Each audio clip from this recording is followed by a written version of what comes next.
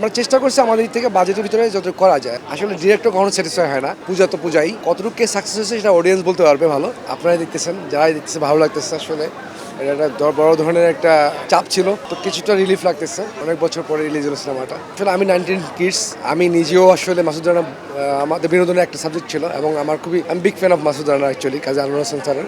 সে তখন থেকে আসলে যখন আমাকে বলা হলো যে আমাকে এই সিনেমাটা ডিরেক্ট করতে হবে এবং তার আগে একটা রিয়েলিটি শো হলো যেখান থেকে রাসেল উঠে আসছে, সব কিছু মিলে বড় ধরনের একটা চাপ ছিল আসলে। তো আমরা সিনেমাটা যখন শুরু করছি আমরা চেষ্টা করছি আমাদের খুব লিমিটেশন বাজেটের ভিতরে আমরা কী করতে পারি এবং যাতে কোনোভাবেই মানুষ ডিসঅ্যাপয়েন্টেড না হয়। আমরা স্টোরির দিকে বেশি ফোকাস করছি। পার্সোনালি মানুষের বিভিন্ন ধরনের অপিনিয়ন শুনে মনে হচ্ছে কিছুটা হলেও আমরা সাকসেস।